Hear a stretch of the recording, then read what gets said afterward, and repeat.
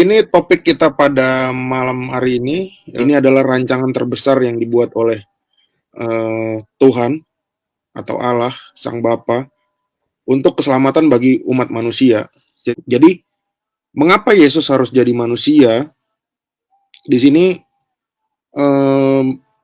atas dasar kitab suci, kita bisa melihat bahwa ini sudah dinubuatkan dalam perjanjian lama, baik Yahudi maupun Kristen yang lahir dari rahim Yahudi, itu memiliki pandangan yang sama. Saya mengambil kitab Ibrani 10 ayat 5 dan 6 ya. Di situ tertulis, ia berkata, korban dan persembahan tidak engkau kehendaki, tetapi engkau telah menyediakan tubuh bagiku. Kepada korban bakaran dan korban penghapus dosa, engkau tidak berkenan. Jadi manusia yang kita tahu ini jatuh ke dalam dosa dan kita mati akibat dosa itu, dosa waris itu adalah kematian ya. Kita udah mengerti.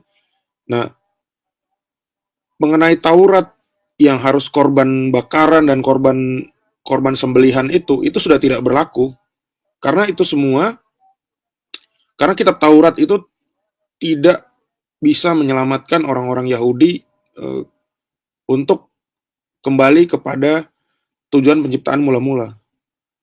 Makanya di dalam Kejadian 3 ayat 15, rencana penyelamatan itu dilakukan oleh Sang Bapa dengan mengutus anaknya yang lahir dari seorang perawan. Jadi mengenai Ibrani 10 ini adalah penyambung dari apa yang tertulis dalam Mazmur 39 ayat 7.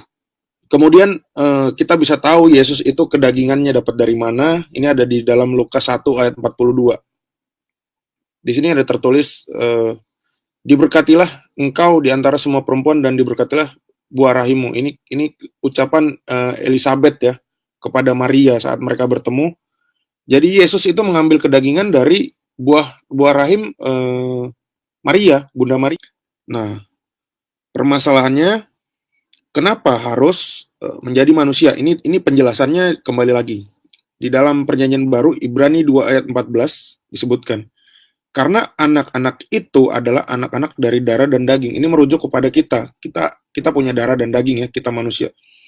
Maka ia juga menjadi sama dengan mereka dan mendapat bagian dalam keadaan mereka, supaya oleh kematiannya ia memusnahkan dia, yaitu iblis yang berkuasa atas maut. Nah, ini rancangan agung dari pencipta kita ya.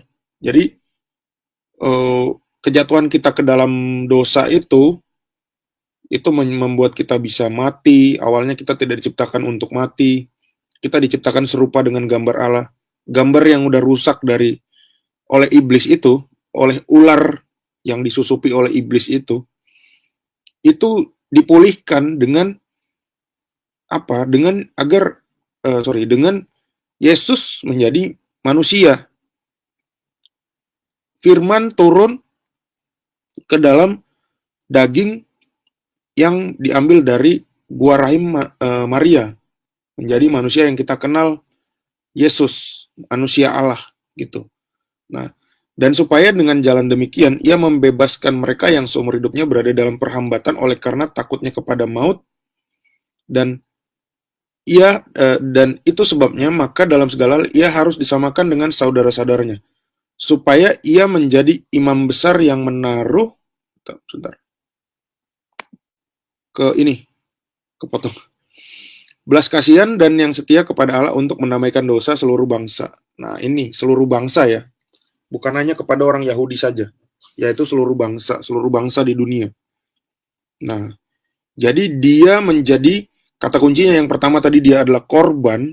Dia menjadi korban yang di dalam Mazmur 39 ayat 7, tubuhnya menjadi korban yang sempurna, dan dia juga menjadi imam besar. Jadi itulah dwi kodrat Yesus. Ini kesimpulan yang aku tulis. Demikian pula keilahian Kristus tidak terletak kepada kemanusiaan jasmaninya. Karena keilahiannya terletak kepada firman, sang firman itu sendiri. Itu. Yang adalah roh dan pribadi dalam dirinya. Nah, ini kemudian tadi manusia, ini Allah. Allah, saya tidak memberikan ilustrasi apapun karena Allah itu tidak dapat digambarkan. Kemudian begini. Nah, sesuai apa yang tadi mengenai rancangan penyalipan ya. Kita lihat di dalam Yesaya 9 ayat 5 sampai 6. Ini saya mengambil LXX ya, karena kita tahu Yesus dan para rasul itu membaca LXX, bukan teks yang setelahnya ya. Septuaginta ya, maksudnya ya, Ya, ini Septuaginta, betul. Ini sesuai dengan tadi tentang dia adalah pendamaian. Ini tertuang juga di dalam Yesaya 9 ayat 5 bahwa dia akan ini, besarlah pemerintahannya dan damai sejahtera tidak berkesudahan. Damai sejahteranya akan berada di atas tahta Daud dan di atas kerajaannya untuk mengatur dan menegakkan dengan kebenaran dan penghakiman sejak saat itu dan seterusnya hingga berabad-abad lamanya. Gitu. Jadi dia ini sebagai raja damai ya. Kita tahu Yesus adalah raja damai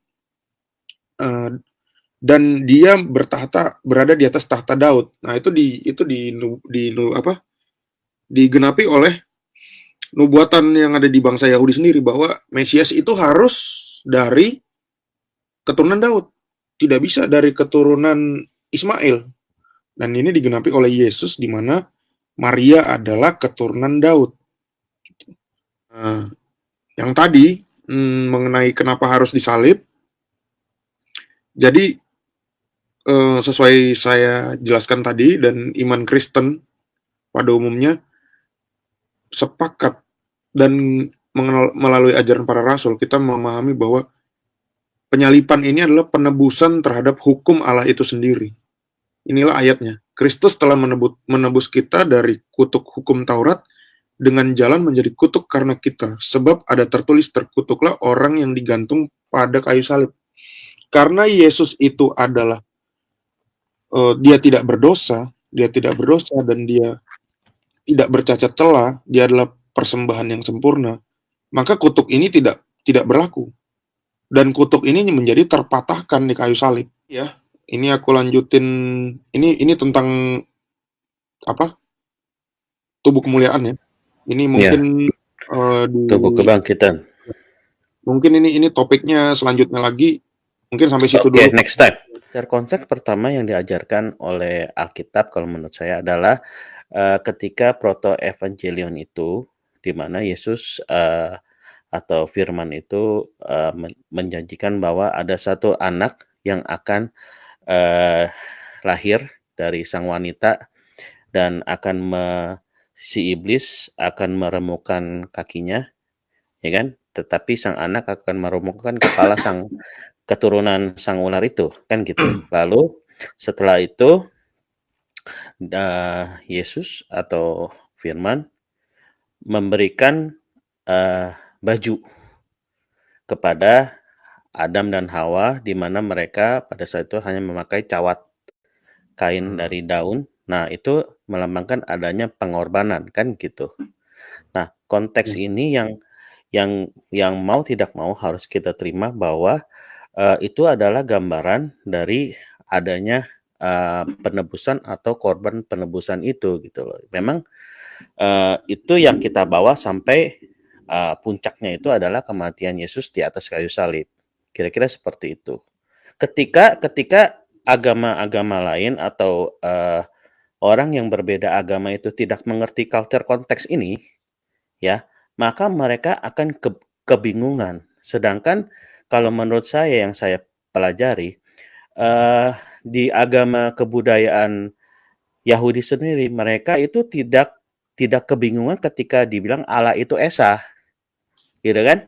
Keesahan culture konteks mereka, Allah yang esa itu adalah Allah yang mempunyai firman dan roh, nah, ya kan, yang menjadi satu, tidak pernah terpisah gitu. Itu adalah konteks culture konteks gitu, yang kita percaya kealahan pada bangsa Israel ini yang kita adopsi, yang di kemudian hari ketika Yesus lahir yang kita percaya sebagai sang juru selamat menjadi sang Mesias, seperti itu. Ketika ada orang yang datang membawa, dia bilang dia meneruskan culture konteks ini, dan tidak mengerti itu, maka terjadilah peruncingan sampai sekarang. Ya benar yang disampaikan Pak Hin itu. Karena emang di Alkitab sudah tertulis ya. Untungnya udah tertulis. Jika Betul. ada orang yang membawa Yesus yang lain, itu terkutuklah dia gitu. Jadi Yesus itu ya hanya satu yang kita ketahui dalam iman Kristen. Kalau ada yang cerita dengan versi yang berbeda, ya itu kita pastikan itu adalah KW dan tidak bisa dipercaya gitu. Karena ajaran yang benar Tuhan Yesus sudah memateraikan dengan nama ke-12 rasul itu. Bisa kita lihat dalam kitab Wahyu. Itu.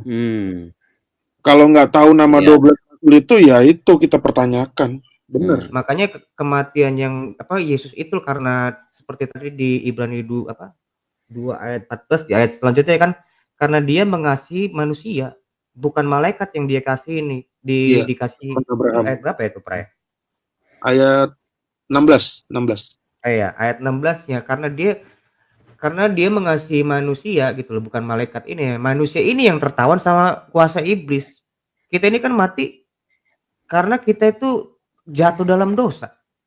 Iya kan? Kita itu mati karena jatuh dalam dosa. Mungkin orang-orang yang lain mati karena punya nyawa. Ini enggak. Kita ini diciptakan menurut gambar dan rupa Allah, rupa Elohim, rupa Tuhan, bukan untuk mati. Tapi kematian itu justru ada karena kita mengenal dosa. Dengan kita jatuh dalam dosa, kuasa iblis, maut, dan dosa itu merasuki setiap diri manusia tidak terkecuali. Yang bisa mengalahkan itu ya hanya dari ilahi aja sendiri. Ilahi itu sendiri. Itulah sosok Mesias, anak manusia itu, Pak. Kalau menurut aku sih gitu. Ya, jadi ini bukan tentang hapus mengampuni, karena Yesus pun di dalam dunia ini dia mengampuni orang kok. Pulanglah, dosamu telah diampuni. Kan bukan itu yang maksudnya Yesus datang menebus dosa, mengampuni setiap manusia dosa yang enggak, bukan. Tapi tentang kuasa dosa maut dan iblis ini yang mau dilepas.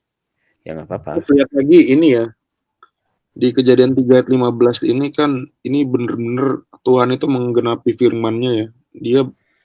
Dia menepati janjinya. Di mana keturunan ini akan meremukkan kepalamu gitu ya. Ketemu perempuan ini. Benar, memang Yesus dari yang merupakan anak Maria tanpa ada campur tangan laki-laki.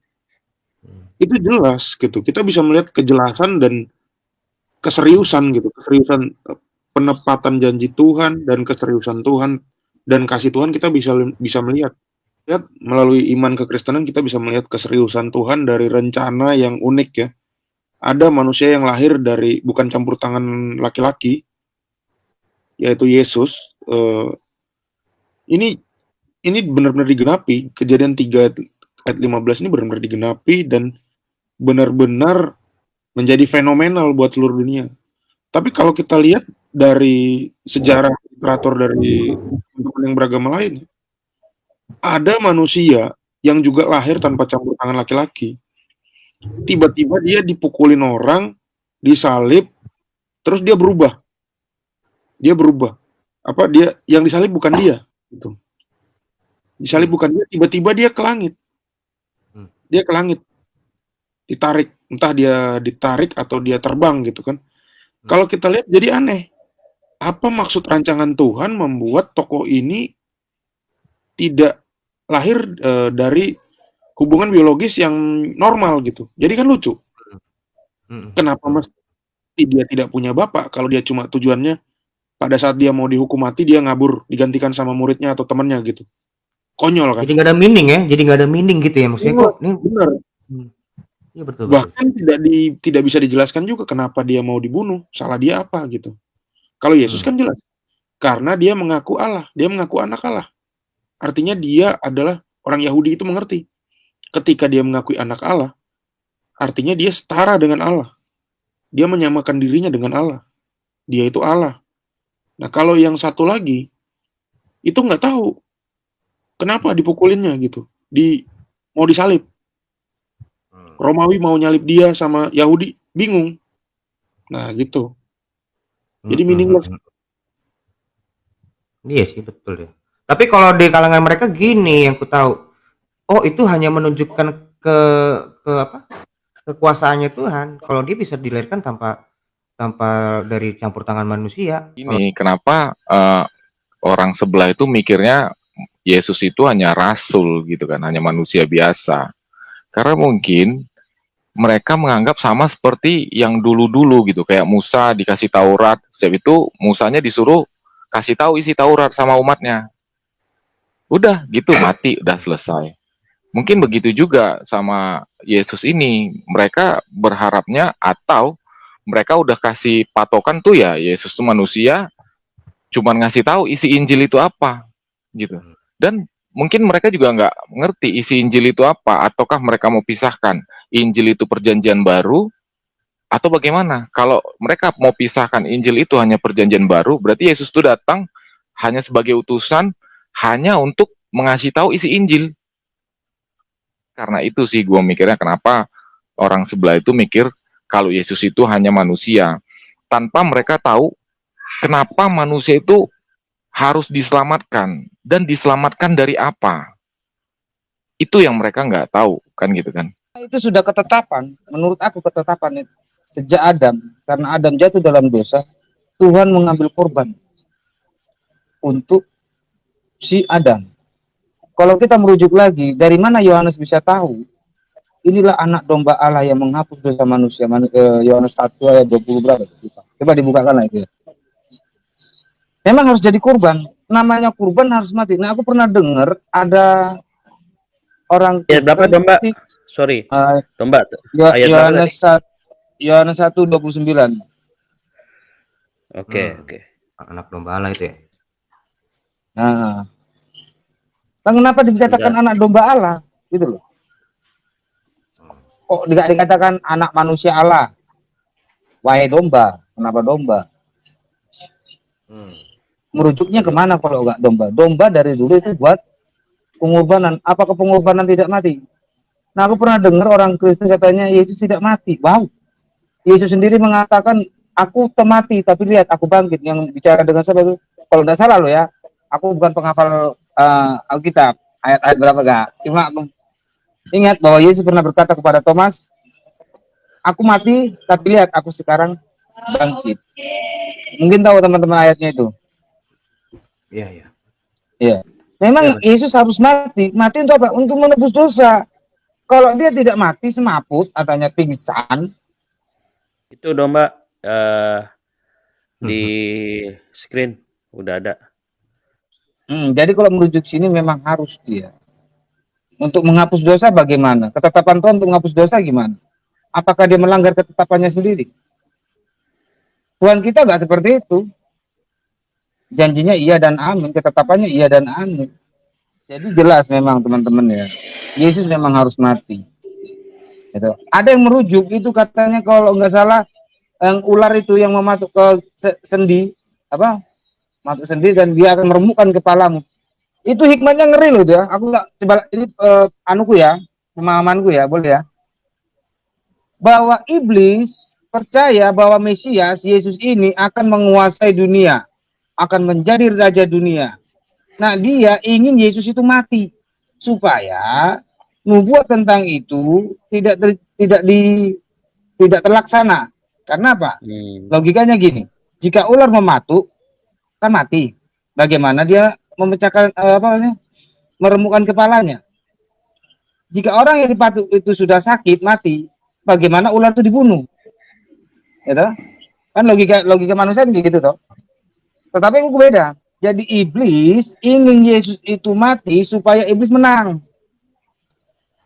Jika saya bunuh, umpamanya dia terbunuh mati, gitu. Jadi akulah penguasanya. Karena ada nubuat dia akan menjadi raja bagi seluruh dunia. Gitu. Tetapi karya Tuhan memang nggak bisa dinalar sama manusia. Sebelum Alkitab ini digenapi, sebelum semua itu digenapi. Setelah digenapi baru kita tahu rancangan Tuhan. Karena sudah digenapi, kita tahu endingnya bagaimana. Ternyata iblis dikalahkan dengan kematiannya Yesus. Kalau Yesus tidak mati, menanglah si iblis. Karena tidak ada pengampunan dosa, tidak ada pengorbanan. Nah, tubuh dan dagingnya nggak ada, percuma apa? Dia hidup kok. Apa yang ditumpahkan? Darah tidak ada, daging tidak ada. Inilah perjanjianku, tubuhku, darahku.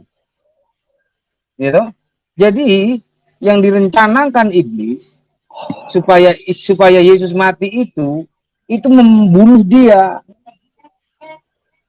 Itulah ular dikalahkan. Aku juga heran abad sekelas dia ya. Aku pernah dengar sepintas karena ngomongannya seperti itu. Aku langsung out. Nggak nonton lagi. Ah, kacau nih orang tuh. Memang Yesus harus mati. Itu semua harus ada dibuatkan. Oke, mungkin ditambah lagi teman-teman. Terima kasih. Mau nanya tentang Ya, penebusan. Mungkin boleh, ada boleh. hubungannya atau enggak, saya nggak tahu ya. Tapi mau Hmm. belajar. Ya, silakan. Penebusan Yesus itu untuk siapa sih? Apakah hanya untuk manusia kah atau untuk siapa gitu? Kalau memang hanya untuk manusia, kenapa juga langit dan bumi ada yang baru seperti manusia mendapatkan tubuh yang baru, yaitu tubuh kemuliaan gitu. Cuma mau nanya itu aja. Seperti yang udah dibicarakan juga sih kalau tentang itu kan di Ibrani berapa? Ibrani 2 ayat 16. Kenapa Iya, ada langit dan bumi baru kalau cuma untuk manusia seperti itu? iya karena kan dari kalau yang sejauh aku tahu ya, yang dari kitab Kejadian karena jatuhnya manusia dengan dosa itu semua itu juga ikut terkutuk, bahkan bumi tempat kamu berpijak pun terkutuk. Akibat dosa manusia ini, makanya kita kan bersusah payah kan, kira-kira di Kejadian berapa tuh aku lupa ya. Yang dari bumi lah yang mencari nafkah tuh kira-kira itu ya, aku lupa tuh ayatnya. Ya 3:15 bumi ini kalau nggak salah itu. 3:15 16 gitu ya. Ya bumi itu Ya. semua tempat kita berpijak ini juga ikut terkutuk akibat keterberdosaan manusia itu. Semuanya, bukannya karena semuanya langit ini berdosa, enggak. Tapi akibat dari manusia berdosa inilah semuanya juga terkutuk. Mas, Ini kan temanya Yesus kok mati ya. Kalau aku hanya Silakan, Geser. menambahkan ya, Hmm. sebenarnya ini kesimpulannya adalah karena kasih Bapa kepada anaknya. Itu aja sih, karena di Yohanes 3 ayat 16 mengatakan kan, karena begitu besar kasih Allah akan dunia ini, sehingga ia mengaruniakan anaknya yang tunggal, barang siapa yang percaya kepadanya tidak binasa melainkan hidup yang kekal. Itu aja sih. Tapi Oke. iya, tapi kan masalahnya gini, teman-teman yang di luar sana itu kan apa ya, memandang tentang dosa itu kayak main-main gitu loh, Mm-mm. bercanda gitu. Dosa itu tuh bukan main-main. Orang buat dosa, oh deh diampunin pergi, cuman diusir juga, nggak ada hukumannya, nggak jelas. Nah ini yang kita juga harus kita beritakan toh. Ini karena dosa ini nggak main-main. Memang benar kalau kita manusia ini nggak dikasihani, Adam itu disuruh makan juga tuh buah kehidupan, biar sama kayak iblis. Tapi kan akhirnya dihalangi juga kan, untuk manusia itu masuk ke pohon kehidupan itu. Kita jelas ininya, alurnya kita ini jelas. Kalau mereka missing link, kalau menurut pribadiku gitu sih, kira-kira gitu. Iya. Ya kita mengerti bahwa Allah itu kasih dari sini, karena sifatnya kan kasih. Dia tidak hanya Maha Pengasih, karena kasihnya dia itu, kasihnya yang besar itu, dan hukumnya yang tegas, itu ketemunya di palang salib. Hukumnya tegas, kasihnya besar. Ya itulah. Kalau tanpa itu nggak bakal ngerti Allah itu kasih. Nah, kadang gini loh teman-teman ya, yang suka teman-teman kita dari Islam itu suka kebingungan, atau teman-teman yang bukan dari kekristenan itu suka kebingungan ketika mereka melihat kok sosok Yesus ini kok bisa mati ya gitu. Nah, dan juga mereka bingung karena mati kok bisa dipanggil Tuhan ya, kan gitu. Nah ini kadang-kadang teman-teman dari pihak Muslim juga kalau membaca Alkitab nih, kalau mereka jeli ya, mereka akan mengerti satu hal begini. Yesus di Alkitab di Perjanjian Baru dia sering menyatakan dirinya sebagai anak manusia. Dan mereka percaya Yesus itu manusia karena mereka bilang dia anak manusia gitu kan. Padahal itu adalah nubuatan Daniel bahwa dia adalah sang Mesias yang harus mengambil rupa manusia. Nah, tetapi di dalam perjanjian baru yang sama, dia juga bilang dia anak Allah. Ya kan? Ketika logikanya dia menganggap anak manusia itu, dia percaya Yesus adalah manusia, mengapa ketika Yesus bilang dia anak Allah, dia nggak percaya kalau dia Allah? Simpel kan? Kebingungannya teman-teman Islam ini nih, kedwinaturan ini gimana sih cara kerjanya gitu loh. Nah itu yang mungkin teman-teman dari pihak keislaman itu bingung. Nah makanya kita harus di sini nih kita mencoba memberikan edukasi yang sederhana mungkin supaya mereka mengerti gitu ya. Karena ketika dia menjadi manusia dan juga dalam perjalanannya tentang nubuatan Sang Mesias itu harus mati di kayu salib untuk menebus dosa, tidak mungkinlah dia menjadi seekor binatang atau menjadi sesuatu yang lain selain manusia itu sendiri gitu, teman-teman ya. Nah, tetapi Yesus itu bukan manusia yang menjadi Tuhan gitu. Tidak. Tetapi Yesus itu adalah Tuhan yang mengambil rupa manusia ditambahkan kemanusiaannya gitu. Banyak teman-teman ini dari pihak Muslim itu termakan oleh polemik-polemik yang mengatakan bahwa Yesus itu baru jadi Tuhan di tahun 325 ketika konsili Nikea dan lain-lainnya gitu ya. Kalau bisa aku pesan sih Matius 26 28. Bentar. Kalau bisa satu perikop lah biar enak. Ya itu bro, di layar bro. Pesanan sudah diantar plus bonus ya bro, ayat-ayat sebelumnya. Siap, saya bacakan terpaksa ya kan. Bayarnya kan dibaca ya. Iya dong. Dan ketika mereka sedang makan, Yesus mengambil roti dan mengucapkan berkat, memecah-mecahkannya, lalu memberikan kepada murid-muridnya dan berkata, ambillah, makanlah, inilah tubuhku. Kalau manusia biasa mengajarkan ini roti jadi tubuhnya, ini kan sedeng. Apa maksud dari ayat ini? Nanti Pak Cayapas yang jelaskan. Sesudah itu ia mengambil cawan, mengucap syukur, lalu memberikan kepada mereka berkata, minumlah kamu semua dari cawan ini, sebab inilah darahku, darah perjanjian yang ditumpahkan bagi banyak orang untuk pengampunan dosa. Dan masa anggur disamakan dengan darah? Kalau nggak sedeng apa ini? Ada apa maksudnya? Itu. Akan tetapi aku berkata kepadamu, mulai dari sekarang aku tidak akan minum lagi hasil pokok anggur ini sampai pada hari aku meminumnya, yaitu yang baru bersama-sama dengan kamu dalam kerajaanku. Jadi fokusnya ini tubuhnya sama darahnya ditumpahkan. Terus apa maksudnya? Kalau dia tidak mati, dia harus mati. Ini sebelum mati loh dia. Dia belum mati loh, ini masih perjamuan kudus, perjamuan terakhir. Tapi dia menyatakan bahwa darahnya akan ditumpahkan. Kalau kita merujuk lagi ke bawah lagi, kita akan tahu maksudnya apa. Dia memang harus mati. Bukan nggak boleh mati, harus mati. Kalau umpamanya Yesus nggak mati, menanglah si iblis. Karena tidak ada pengampunan dosa. Mungkin gitu, mungkin ditambah Pak Cayapas, terima kasih.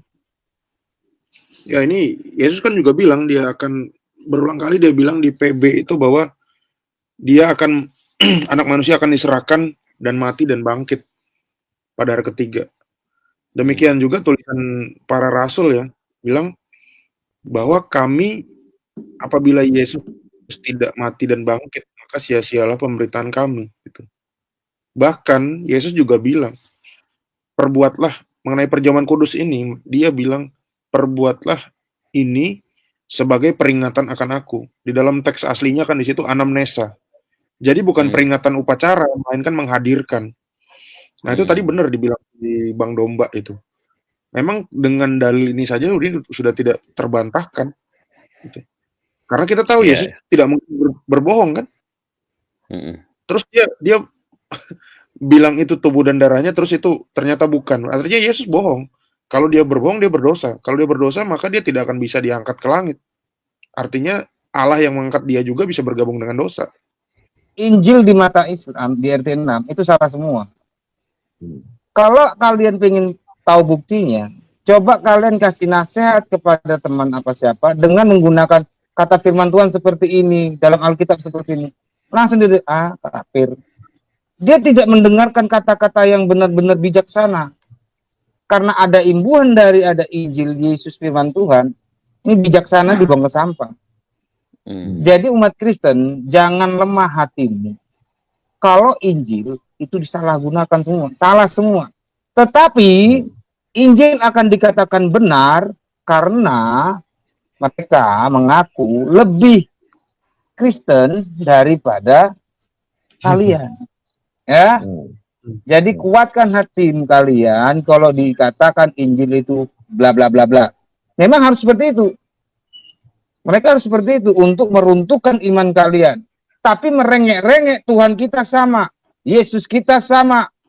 Ya, kita manusia ciptaan Tuhan bla bla bla lah. Bilang Tuhan kita beda. Kalau Tuhan kita sama, ngapain lu ngata-ngatain firman Tuhan gue? Gitu? Benar. Gue punya pendirian sendiri, kita punya jalan sendiri.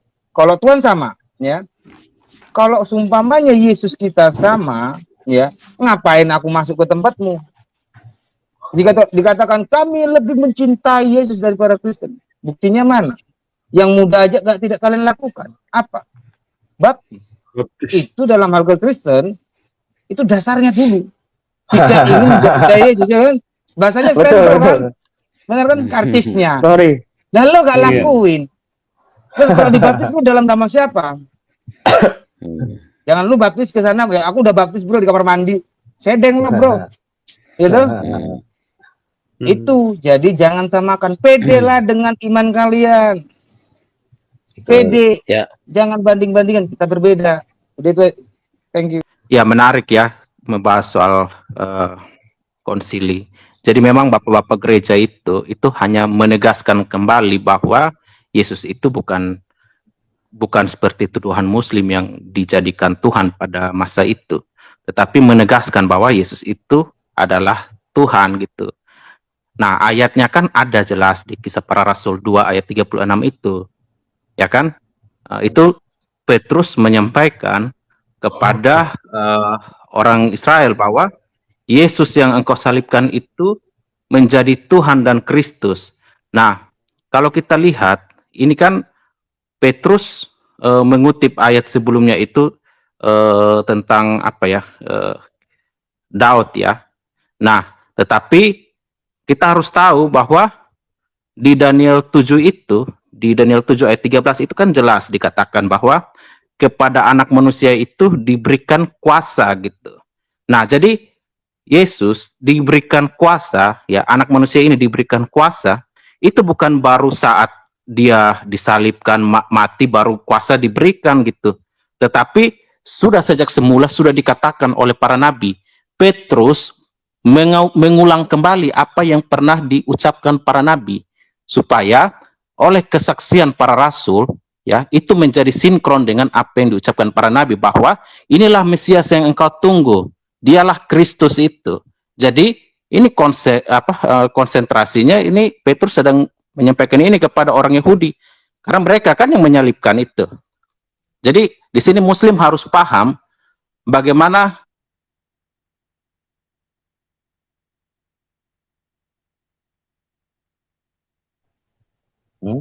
Mati ya? Suaranya hilang. Suaranya hilang. Halo? Roger. Halo? Ya. Iya. suaranya hilang Ya, pada oke. Ya. Lanjut. Jadi apa yang dituduhkan Muslim tentang Konsili 325 itu tidaklah benar. Konsili itu untuk menegaskan. Jadi tanpa penegasan itu pun ya, memang Alkitab sudah menyatakan itu, tetapi kenapa itu perlu penegasan ulang? Karena pada saat itu ada pertentangan yang menolak Yesus itu Tuhan. Nah, saudara Muslim harus paham sampai di sini gitu.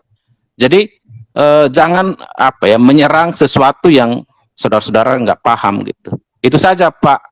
Makasih. Oke. Ya, mengenai Konsili 325 ada yang mau ditambahkan? Nggak ada. Kalau konsil itu Cukup saya sih. tahu cuma kredo aja ya. Mm-mm. Makanya aku bilang itu cuma Untuk kredo. penyataan Tuhan itu seperti apa di dalam perjanjian lama, perjanjian baru. Mereka merumuskan itu karena apa sih maksud Tuhan ini? Apa sih pesan-pesannya itu? Jadi diambil semua perjanjian lama, perjanjian baru. Oh ini loh, pernyataan diri Allah itu seperti ini. Mm. Menurutku gitu, menurutku Konsili ya. Ini teman-teman, kita balik lagi ke topik ya. Ketika ada yang bertanya gitu ya, kok Yesus kok mati? Nah, kira-kira teman-teman mau jawab apa? Silakan. Ya memang harus mati untuk menebus dosa manusia. Oke. Karena sudah tertulis itu dari perjanjian lama sampai perjanjian baru dan dia sendiri, Yesus sendiri menyatakan di perjamuan terakhir itu. Ya. Sebelum perjamuan terakhir pun dia sudah menjanjikan, aku akan pergi, kamu akan, banyak itu ayatnya itu. Oke. Yang lain? Jadi kalau saya melihat memang Allah itu setia kan, apa yang telah diucapkannya di perjanjian lama, dia setia terhadap janji yang diucapkan. Karena kalau dia nggak tepati itu, berarti Allah ini Allah yang tidak konsisten kan dengan firman-Nya sendiri. Nah, makanya kami sebagai orang Kristen ketika ada orang yang mencerca bahwa kok Tuhan kalian mati gitu kan, loh itu membuktikan bahwa Tuhan kami itu konsisten, bukan kayak Tuhan-Tuhan yang lain yang ngomongnya sebentar A, sebentar dia B gitu kan. Jadi lihat esensinya, kenapa seperti itu kan? Apa sih kenapa sih dia mati gitu kan? Kan kita mau cari tahu alasannya. Nah, firman yang telah diucapkan itu tidak bisa dibatalkan begitu saja. Jadi dia Allah yang setia itu memang harus menggenapi itu. Dia harus menggenapi janjinya sendiri gitu. Jadi itu aja saya singkat. Oke. Aku boleh tambahin Pak. Aku mau mempertegas kembali sebenarnya ini penjelasan yang udah dijelasin sama si Bro Kayapas tadi. Ibrani 2 ayat 14. Itu adalah anak-anak dari darah dan daging. Maka ia juga menjadi sama dengan mereka dan mendapat bagian dalam keadaan mereka, supaya oleh kematiannya ia memusnahkan dia, yaitu iblis yang berkuasa atas maut. Dan supaya dengan jalan demikian ia membebaskan mereka yang seumur hidupnya berada dalam perhambaan oleh karena takutnya kepada maut. Betul. Sesungguhnya bukan malaikat-malaikat yang ia kasihani, tetapi keturunan Abraham yang ia kasihani. Itu jelas ya. Itu semuanya udah ada tertulis itu.